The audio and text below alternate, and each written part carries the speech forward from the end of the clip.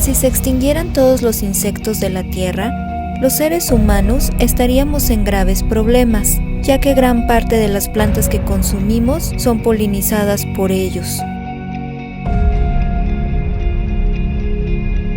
Los insectos son diversos, multifuncionales, repulsivos, pero también llamativos. Relacionado con lo primero, los científicos estiman alrededor de 5 millones de especies, su gran mayoría aún por descubrirse y describirse, sobre todo las especies ubicadas en las zonas tropicales de todo el mundo. Relacionado con lo segundo, los insectos son responsables de una enorme cantidad de funciones. Son los arquitectos e ingenieros indispensables para el sostenimiento de la vida. Un ejemplo son las hormigas, que hacen posible que las plantas crezcan en otros lugares al dispersar sus semillas, que promueven el reciclaje de nutrientes en las diferentes capas del suelo o remuevan materia orgánica producto de desechos o animales muertos. En cuanto a lo tercero, la estima de cuántos insectos existen está muy por debajo de nuestra capacidad de colectarlos y nombrarlos por una razón tristemente ligada al desarrollo de la humanidad. Estamos destruyendo los lugares donde viven. Esto es parte de lo que se conoce ahora como el insectagedón o la crisis de extinción masiva de insectos. En los últimos años se han publicado numerosos estudios alertando que estaríamos frente a un proceso de extinción de insectos sin precedentes. Uno de los estudios más influyentes fue elaborado por un grupo de investigación australiano en el 2019 y ellos estiman que en las siguientes décadas se perderá el 40% de las especies de insectos del mundo. Por su parte, el IPBES, que es el Panel Intergubernamental sobre Diversidad Biológica y Servicios Ecosistémicos, calculó en su último informe que para las siguientes décadas se extinguirá 1 millón de especies, de las cuales la mitad serían insectos. Estos datos contrastan con el hecho de que menos del 1% del millón de insectos que se han descrito para el mundo se encuentran enlistados en alguna categoría de extinción de la Unión Internacional de Conservación de la Naturaleza. Entonces, la pregunta que nosotros nos hacemos es: ¿en qué datos están basados los cálculos de extinción?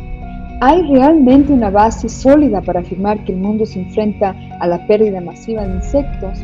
Y por otro lado, nos preocupa cómo llenar los vacíos de conocimiento para identificar a las especies en extinción de manera eficiente y rápida. Bueno, nosotros en el Laboratorio de Ecología de la Conducta de Artrópodos del Instituto de Ecología en la UNAM hemos estudiado los datos referentes a la biodiversidad de insectos y su extinción. Y hemos encontrado que están sumamente sesgados a ciertos grupos como plagas, vectores o polinizadores y que se han concentrado en áreas geográficas como Europa. Y a pesar de que en los últimos 40 años se ha incrementado el muestreo de insectos, aún está ausente los datos sobre la distribución y la abundancia de las especies, que son criterios básicos para poder determinar la extinción de estas especies. Por lo tanto, nosotros hemos propuesto un protocolo en donde usamos caracteres intrínsecos de las especies en vez de datos de abundancia y podemos determinar cuál es el riesgo de extinción de las especies. Y nuestro protocolo ha mostrado que es mucho más certero para definir la extinción de las especies que, por ejemplo, los criterios de la IUCN.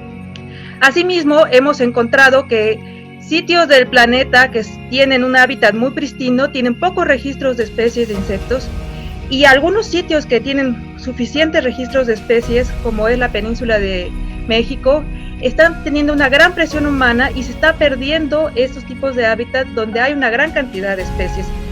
Entonces, en nuestra conclusión, podemos definir que hasta el año 2020 no tenemos datos que nos permitan definir la extinción de los insectos, porque están restringidos a ciertos taxas y a ciertas regiones del mundo los datos.